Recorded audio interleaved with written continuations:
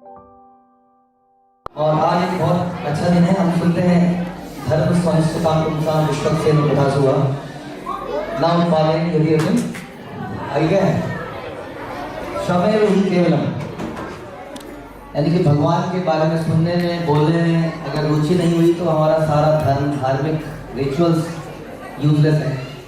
तो आज एक ऐसा दिन है जहाँ पे हम खूब सुनेंगे sir treat for years and eyes. आज उत्सव है, नेत्र उत्सव, कानों का उत्सव। आज हम भगवान के विषय में बहुत कुछ सुनने वाले हैं। और सबसे अच्छी बात क्या है कि एक पिता जब उसका बच्चा उसके काम करता है तो उसको बड़ा आनंद आता है, जब पिता बैठता है और बच्चे काम करते हैं। तो आज जो है धर्म का जो सबसे ऊंचा स्तर है भगवान के विषय में सुनना और बोलना, वो हम बैठ के सुनेंगे और हमारे बच्चे हमारे साथ बोलेंगे। तो इससे अच्छा क्या दिन हो सकता है हमारे लिए। तो इसलिए इस प्रोग्राम में हमारा देखिए मुख्य पर्पस एसोसिएशन है। साथ में हम बैठ के इन लोगों ने बहुत दिनों तक प्रयास किया, एक साथ तैयारियां करी। और जनरली ऐसे प्रोग्राम्स में महीनों महीनों तैयारी करते हैं लोग, लेकिन हमने केवल ये 2-3 दिन में ही बच्चों ने सारी मेहनत करी है। इसलिए छोटी मोटी त्रुटियाँ होंगी तो आप उसको मत देखिए, क्योंकि प्रोफेशनली प्रेजेंट करना हमारा पर्पज नहीं है। हमारा पर्पज है, जैसा हमने बोला, भगवान को ग्लोरीफाई करना और भक्तों का संग। तो इसलिए हम यहाँ पर हैं। तो छोटी मोटी गलतियाँ हो सकती हैं, लेकिन आप बच्चों को उत्साहित करते रहिए। तो मैं क्विकली जल्दी से एक बार हम री एम्फेसाइज करना चाहते हैं कि वाई गौरांग गुरुकुल, कि गौरांग गुरुकुल क्यों हमने खोला है, क्या पर्पज है। आपने अपने बच्चों को यहाँ पर भेजा है, इसका क्या पर्पज है, कोई बताना चाहेंगे फटाफट? माइक ऑडियंस में है, माइक। हाँ, कोई बताना चाहेंगे आपने अपने बच्चों को क्यों भेजा है गुरुकुल में?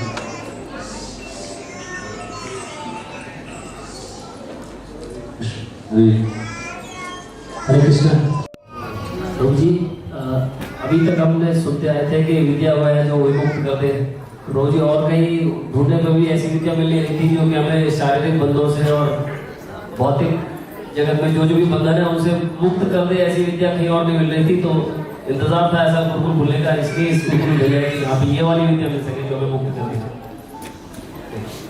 विद्या मुक्त कर दी है, विनम्रता देकर विद्या ददाति विनयम, ये हमारे गुरुकुल का एक तरह से इम्पोर्टेंट स्टेटमेंट भी है। और कोई भी बोलना चाहिए? क्योंकि हम ओवर ए पीरियड टाइम कई बार भूल जाते हैं कि हमने भेजा क्यों था, क्या पर्पस था यहाँ भेजने का। तो कुछ हिंट यही है, आप बोल रहे हैं स्टोरी बोलिए।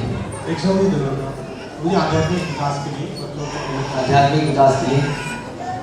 तो बाहर के स्कूलों में आपको मिलता है, नहीं मिलता है, क्या है, क्यों आपने नहीं भेजा वहाँ? वहाँ पे ये सब कुछ नहीं मिल पाएगा।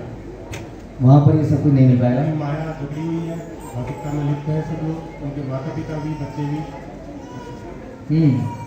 अभी आपने शुरू का प्रेजेंटेशन देखी थी संसार दामदर, उसमें उससे पहले आपने देखा था कई छोटे छोटे बच्चे सिगरेट पी रहे थे, कई शराब पी रहे थे। ऐसी घटनाएं आपको सुनाई देती होंगी, दिखाई देती होंगी। तो गुरुकुल में डालने का हमारा मुख्य पर्पस था। श्रील प्रभुपाद ने बोला कि जो मॉडर्न कल्चरल ये जो स्कूलिंग सिस्टम है, ये they are like butcher houses, जिसमें करेक्टर का हनन होता है। जो कल्चर है, जो इंडियन वैदिक कल्चर है, वो अब एक तरह से लुप्त है, वो देखने को मिलता नहीं है।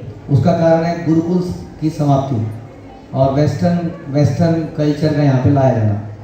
तो हम अपने धार्मिक ग्रंथों को भूल गए हैं, भगवान के बारे में कंफ्यूज हैं, खासतौर पे हिंदू लोग कि भगवान है कौन। इस वजह से सारे धार्मिक कार्य बंद हो गए हैं। जब सारे धार्मिक कार्य बंद हो जाते हैं तो समाज में चारों तरफ कुछ भी अच्छा नहीं होता है। इस प्रकार से एक राजा हुए थे वेण, उन्होंने सारे धार्मिक कार्य बंद कर दिए थे। उसके कारण से पृथ्वी ने अन्न उत्पादन करना बंद कर दिया था। आपको मालूम होगा, फिर पृथु राजा आए थे, उन्होंने पृथ्वी को रिक्वेस्ट करके सारी चीज़ों को पैदा किया।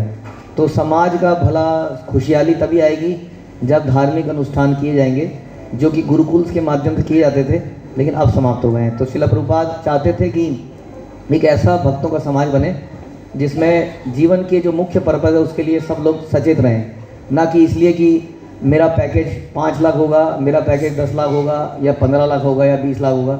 आजकल आप देखेंगे कि जो एजुकेशन का पर्पज़ यही है, छोटे बच्चे 10वीं 11वीं से ही डिस्कशन यही करने लगते हैं कि मेरा पैकेज कितना होगा, कौन सी लाइन में जाएंगे तो क्या होगा, एंड नोबडी इज़ बॉदर्ड कि मैं मरने के बाद मेरा क्या होगा।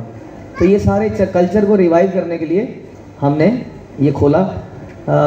इसके बारे में बहुत सारी चीज़ें हम अपने लेक्चर में बोलते हैं, तो हम यहाँ पे समय वेस्ट नहीं करेंगे। एक चीज़ और मैं डिस्कस करना चाहता था कि जब हमने गुरुकुल में बच्चा को भेजा है तो शिला प्रभुपाद बोलते थे चिल्ड्रन आर लाइक डीटीज़, जो हमारे बच्चे हैं वो डीटीज़ की तरह हैं। अब आप सोचिए कि अगर आप डीटीज़ घर में रखते हैं तो उसका कितना केयर करना पड़ता है, समय देना पड़ता है। ये कोई खिलौना नहीं है। हम देख रहे हैं कि यहाँ पे हमने जगन्नाथ बलदेव सुभद्रा को महारानी को रखा है, तो कैसे इनको सजाया है, उनकी आरती करिए सबसे पहले। हाँ, उसी तरह से बच्चे इतने ही अटेंशन चाहते हैं हमारी बचपन में। तो आजकल कल्चर ये है कि एक अच्छे स्कूल में बच्चे को अगर भेज दिया जाए then we can go working and हम कुछ भी कर सकते हैं। बच्चों का सारी जिम्मेदारी स्कूल की है। हम लोग गुरुकुल में आकर भी जो पर्सनल आप लोगों की जिम्मेदारी वो रहेगी, क्योंकि डीटीज़ की घर में रख के आप डीटीज़ की जिम्मेदारी किसी और को दे सकते हैं। आप अपने घर में डीटीज़ रखो और सेवा किसी और से कराते रहो और खुद सेवा करो ही मत। हाँ, दिस इज़ नॉट राइट। इसलिए इन बच्चों को आपको समय देना पड़ेगा, हमारे साथ साथ आपको भी, और हम दोनों के सहयोग से ये काम हो पाएगा। इसलिए मेरी आपसे प्रार्थना है कि आप भी समय दीजिए, ज़रूर देखिए कि बच्चा क्या पढ़ रहा है, क्या कर रहा है, उसको हेल्प कीजिए, सपोर्ट कीजिए, एनकरेज कीजिए, मोटिवेट कीजिए, ठीक है। उसके अलावा बच्चे सुनने से कम सीखते हैं, देखने से ज़्यादा सीखते हैं, है कि नहीं। तो जैसा घर में कल्चर होगा वैसा ही बच्चा सीखेगा। अगर आपके कल्चर घर में फॉल्ट फाइंडिंग का है, बुराई करने का है, तो हम कितना भी गुरुकुल में कुछ भी सिखा लें उसका फ़ायदा नहीं होगा। तो हमारे स्कूल ऑनलाइन है, हमारे एग्ज़ाम भी ऑनलाइन है। कई बार ऐसा देखा गया कि बच्चे कुछ गड़बड़ करते हैं, जो कि नेचुरल है बच्चों के अंदर ये टेंडेंसी, क्योंकि कलयुग है। लेकिन माता पिता को इसके लिए सचेत होना पड़ेगा। नंबर अगर आपके बच्चे ने टॉप किया डज नॉट मैटर अगर उसका करेक्टर सब खत्म हो गया, क्योंकि करेक्टर बनाने के लिए तो यहाँ पर आए थे। अगर आपने बच्चे को नकल करना सिखा दिया, हाँ, या उसको नकल करते हुए रोका नहीं, तो भी इसमें नुकसान आप ही का है। तो आपसे यही रिक्वेस्ट है कि हम लोग बहुत मेहनत कर रहे हैं कि देखिए, अगर हम लोग फिज़िकल स्कूल खोलते हैं लोकली तो हमारे पास शायद 10-15 बच्चे होते, 20 बच्चे होते। आज हमारे पास लगभग 60 बच्चे होते जा रहे हैं, अभी नए बच्चे और आ रहे हैं। तो हम लोग यहाँ पर कंपटीशन क्रिएट कर रहे हैं, आपस में हेल्दी कंपटीशन, बच्चे एक दूसरे से लर्न कर रहे हैं। अब एक क्लास में, जब हमने पहले साल शुरू किया था, एक क्लास में 1-2 बच्चे थे। आज एक क्लास में 10-15 बच्चे हो गए हैं, कईयों में कम है, अभी भी 4-5 हैं, बट धीरे धीरे बढ़ रही है संख्या, क्योंकि ये ऑनलाइन स्कूल है। हर चीज़ के कुछ फ़ायदे और कुछ नुकसान होते हैं। तो मेरा आपसे रिक्वेस्ट है कि we don't have any alternative, this is the only thing we अभी तक हम जो बना पाए हैं। इसलिए आप इसको किसी मटेरियल स्कूल से कंपेयर मत कीजिए, क्योंकि यहाँ पे आने का पर्पस ही कुछ और है। लेट्स मेक इट कि जो भी इसमें कमियाँ हैं उसको हम मिल के कैसे दूर करें और उसको अच्छा बनाएं। उसके लिए आप हमें सजेशन दिए, we are open to suggestions. तो अंत में मैं आपसे ये रिक्वेस्ट करूँगा कि आज बच्चों का उत्साह बढ़ाइए।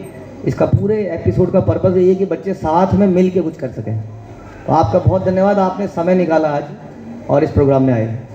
तो मैं आपसे फिर से आपको आने का धन्यवाद दूंगा और आपसे प्रार्थना करूंगा कि इस प्रोग्राम को, इस स्कूल को, शिला प्रभुपाद के इस विज़न को, मिशन को सफल बनाएं। हरे कृष्णा। शिला प्रभुपाद की। थैंक यू सो मच प्रभु जी, इतने अच्छे बच्चों के लिए।